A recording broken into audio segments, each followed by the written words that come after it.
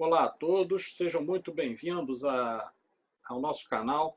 Mais uma vez, temos aqui a presença de uma pessoa que é ilustre, uma pessoa que trabalha muito em prol da educação pública no Brasil, que é o professor Roberto de Souza Salles, reitor da Universidade Federal Fluminense entre 2006 e 2014, coordenador do GT de Educação Superior da Câmara dos Deputados. E ele hoje vai conversar conosco mais um pouco sobre pandemia de coronavírus, a situação econômica, política e social do país, com ênfase em especial nos impactos para a educação e para a educação superior em especial.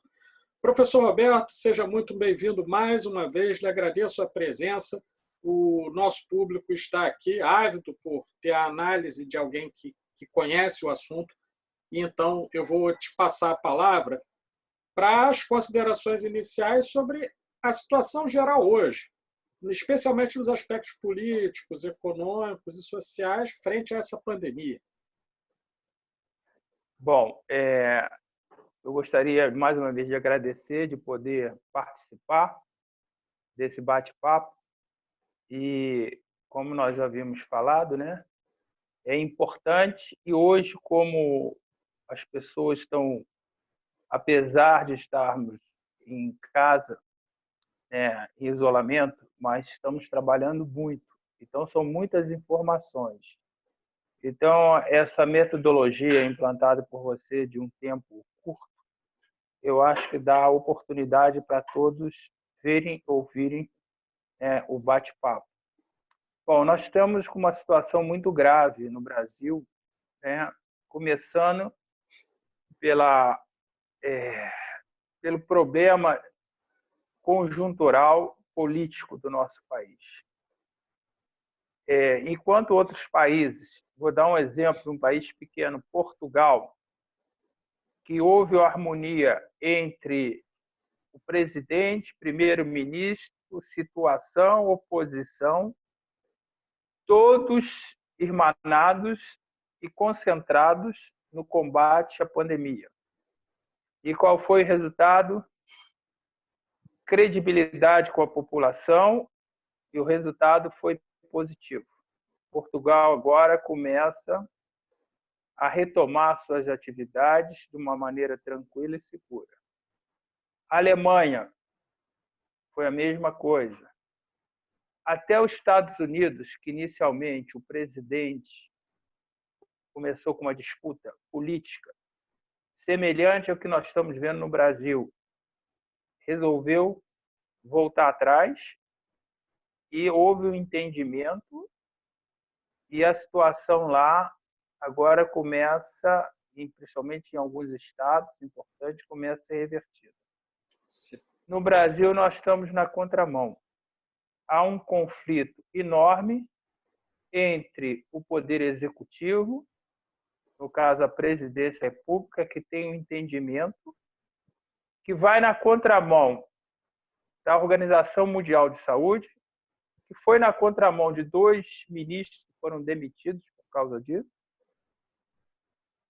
e vai na contramão da política dos governadores que seguem a Organização Mundial de Saúde. Então, realmente é uma situação crítica. Isso faz com que a população fique um pouco confusa, quais são os caminhos a seguir, e o resultado está aí. A pandemia avançando a pleno vapor, estaremos chegando próximo de 450 mil breve, né, casos. Avançaremos no número de mortes, vamos ultrapassar 30 mil dentro de alguns dias. E isso é muito triste. E aí o que acontece? Como o país ele tem dimensões continentais e fronteiras enormes, não só com outros países, como entre os próprios estados, o controle fica mais difícil. Associado a isso, que a população fica um pouco atônita entre seguir o poder executivo, com alguns grupos, e seguir o que manda, que pede os governadores e prefeitos. E o resultado é isso aí, catastrófico. Os hospitais na capacidade máxima, principalmente o CTI. Então, essas seriam minhas primeiras considerações. E aí nós temos que ter muito cuidado com o retorno às aulas, Sim. qualquer nível, porque nós ainda estamos numa fase que nós não sabemos se chegamos ao platô. No Brasil todo, com certeza não. Um ou outro município, talvez sim, e talvez um ou outro estado. Mas, no conjunto, o que tem se mostrado é um crescimento que talvez eu possa dizer que se aproxima quase de 10% ao dia, talvez esteja em 6, 7% Exatamente, ao uma dia média de desse 6 a crescimento. 7. Isso aí. Então a tendência é aumentar. Então, essas seriam as minhas primeiras considerações. Perfeito, professor Roberto. E dentro dessas considerações mais gerais, pensando na nossa realidade local, eu gostaria de mostrar um documento que, sem dúvida, o senhor conhece, mas não sei se todo mundo aqui do canal conhece. Então, eu vou só fazer a chamada para esse documento e vou pedir um comentário seu a respeito. Se trata do plano de retomada das atividades elaborado pelo governo do Estado do Rio. Tá? Ele está disponível na internet, quem entrar na página do governo do Estado do Rio vai poder ver. E aí eu vou mostrar aqui, só um instante, ativando o compartilhamento de tela, seu documento.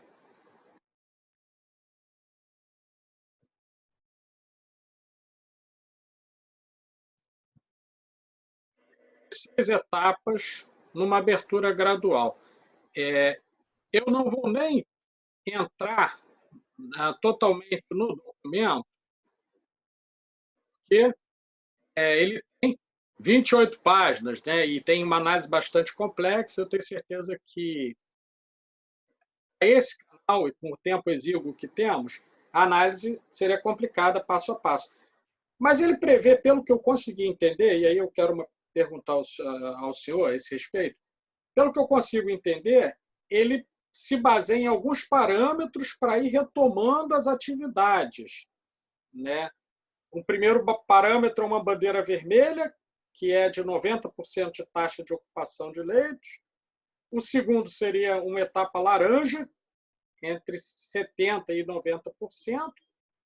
E a bandeira verde estaria prevista para uma taxa igual ou menor de 70% de ocupação de leitos hospitalares. Gostaria de ouvir uma palavra do senhor, especialmente no que ele quer dizer quando afirma que, quando chegarmos na bandeira verde, teremos um novo normal, né? Como é que o senhor, como uma pessoa que também é ligada à área de saúde, vê esse plano?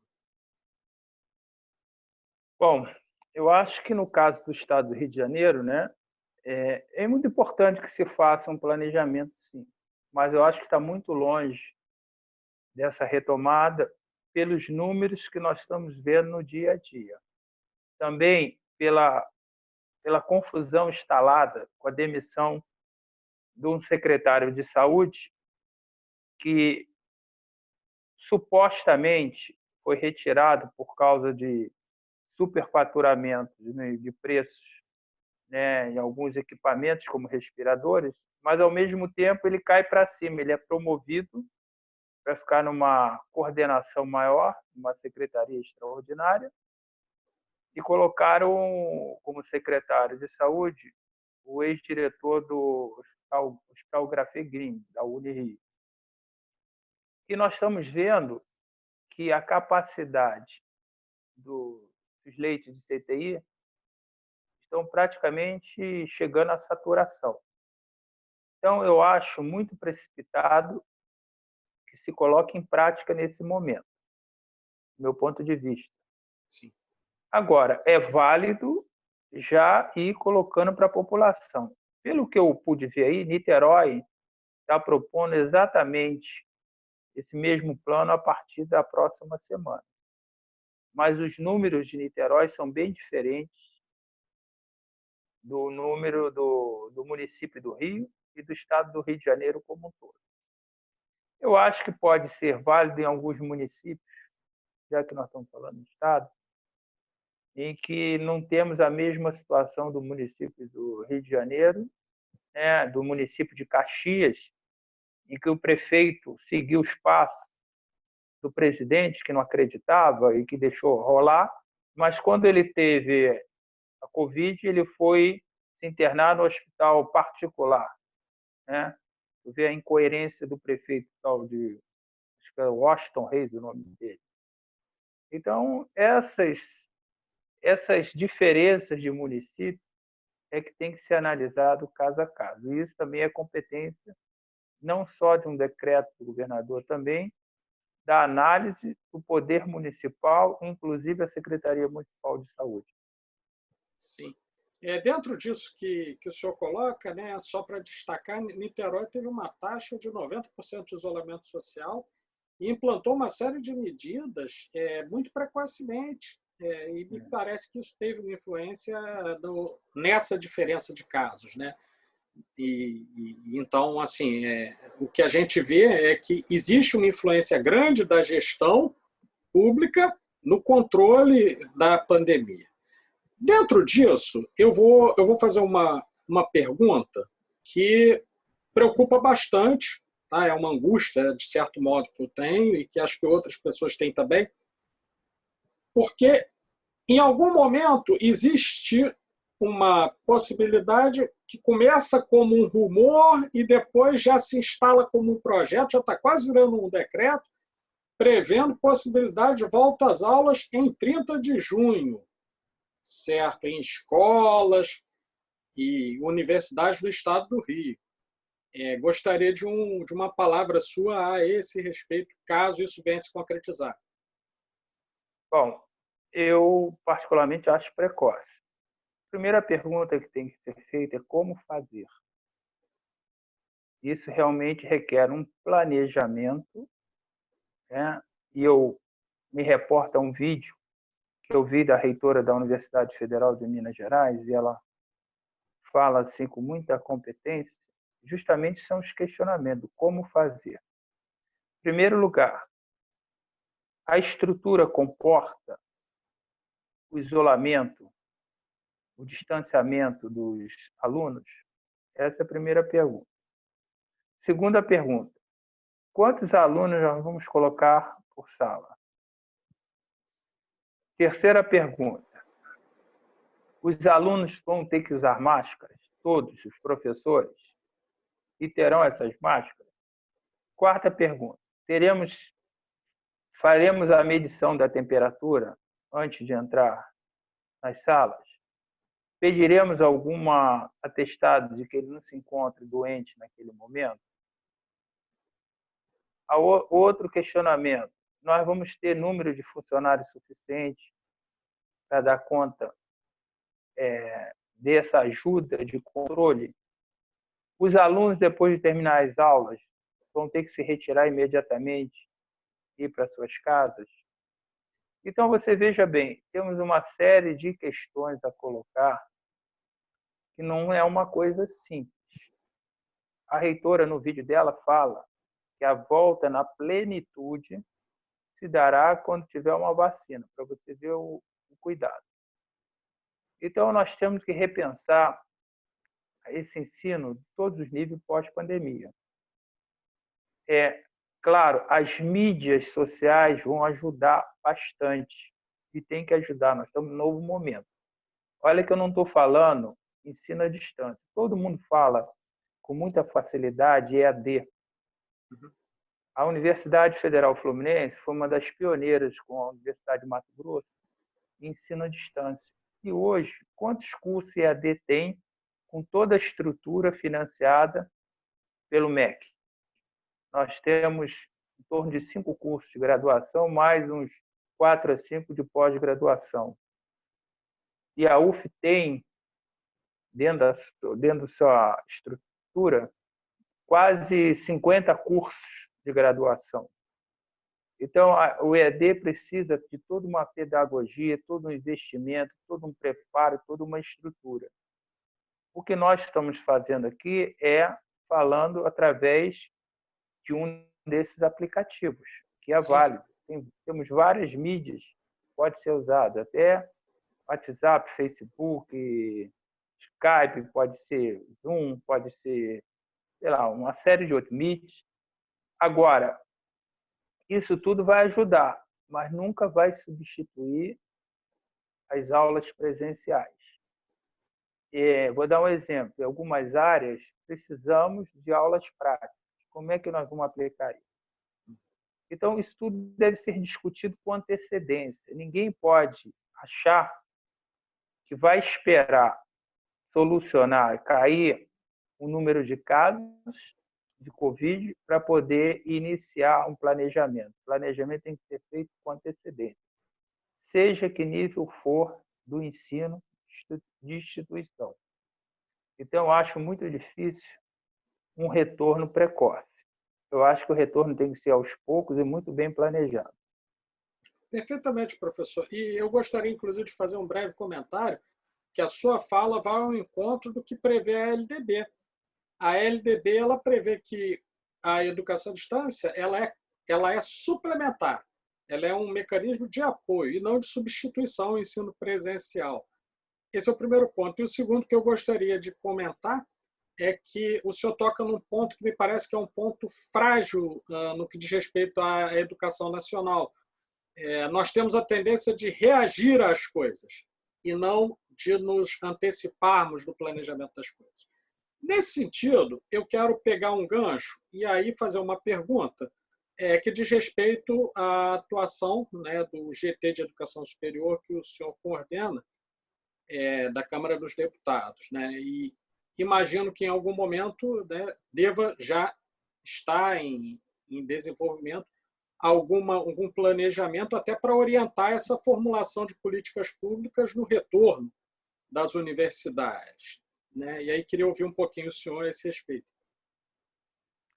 Bom, nós estamos realmente, como falei anteriormente, na outra entrevista, nós estamos finalizando um relatório final de um ano de trabalho, mas esse relatório ele não se ateve como deveria a questão da educação pós-pandemia. Por isso, houve um entendimento que há uma necessidade de continuar agora com foco não é na educação superior, na educação como um todo. Da educação infantil à universidade, à pós-graduação, justamente para estudar a educação pós-pandemia. Então, nós já estamos iniciando os entendimentos com alguns entes importantes que trabalham com educação para podermos trabalhar essa questão. Uma das preocupações é que a pandemia deixou desnudado o Brasil na diferença social. Veja bem, há uma recomendação recente do Conselho Nacional de Educação que fala de uma série de questões, inclusive antecipação de formatura e também utilização, olha que eles falam, de mídias para a aplicação de disciplinas, para ensino, para ser usado como instrumento de ensino, para ajudar. Só que, com a diferença social, imagine aqueles municípios no sertão brasileiro, no meio da região amazônica, e até aqui estado do Rio de Janeiro.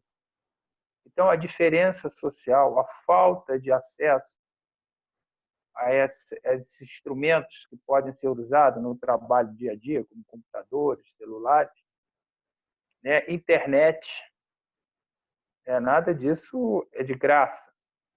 Então, nós temos uma questão também que temos que pensar. Como dar acesso a essas pessoas com esse fosso social que nós temos, para que todos possam competir igualdade, aprender igualdade. Esse eu acho que vai ser o maior desafio. Isso tem que ser muito bem pensado. Perfeito.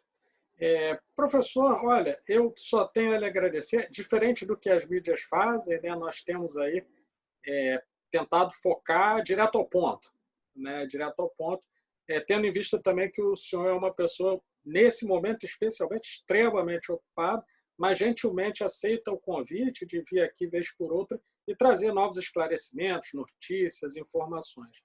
eu tenho a lhe agradecer, em nome do público do canal, que, aliás, tem tido uma excelente recepção quando o senhor comparece aqui. Espero vê-lo outras vezes.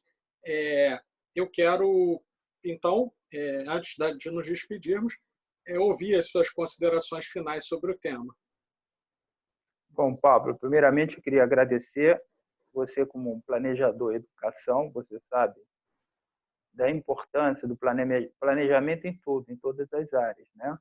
Não só na educação. Quero dizer que há uma preocupação grande, sim.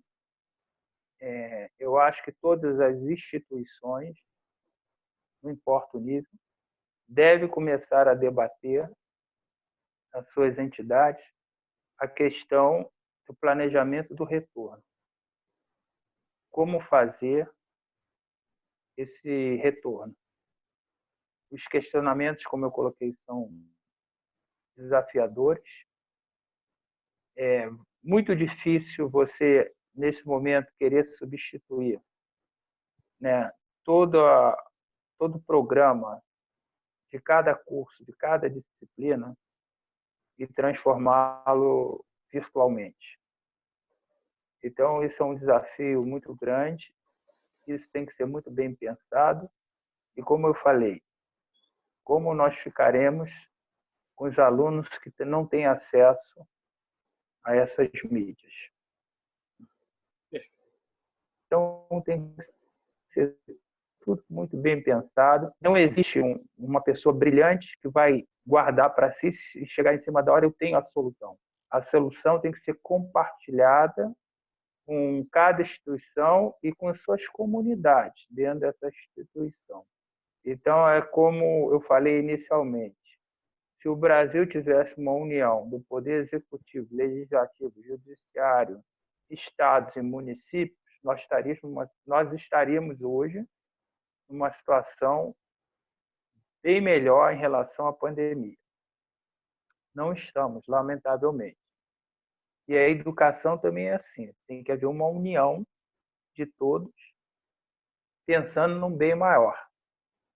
O bem maior é a formação de cada cidadão e cidadã. Então, eu fico feliz de poder conversar com você nesse bate-papo direto, e tem que ser realmente direto, porque hoje em dia o tempo é curto para todos. Então, quero desejar a todos, né, um excelente dia e que todos possam ficar em casa, se cuidando, quem puder ficar em casa, obviamente, né? E quando sair à rua, sair bem paramentado, usar máscara e, ao retorno, não esquecer de lavar bem as mãos, deixar os calçados fora de casa e tirar a roupa e tomar um banho. Isso é fundamental, porque qualquer lugar que você vá, você encosta na superfície, coloca a mão, e o perigo maior está nisso, é colocar a mão numa superfície e depois levar a boca. Aí que mora o grande perigo. Então, queria somente agradecer a você por essa oportunidade de falar com todos. Muito obrigado. Em nome do público do canal, eu é que agradeço. Lembrem-se todos, pessoal, precisamos nos cuidar, conforme disse o professor Roberto Salles, lavem sempre as mãos, tenham atenção na hora de tocar em superfície e depois tocar no rosto, e principalmente, quem puder, fique em casa. É a medida mais segura no momento. Mais uma vez tivemos aqui a presença do professor Roberto Salles com importantes esclarecimentos. Ele é sempre muito bem-vindo e será convidado outras vezes. Dependendo da agenda dele, teremos ele aqui. E ele sempre tem conseguido achar um espaço da agenda para estar conosco.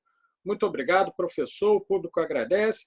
E até breve, para que possamos conversar. E, se Deus assim desejar, porque eu acredito em Deus, estaremos podendo conversar sobre um presente um pouco melhor do que o que se apresenta hoje.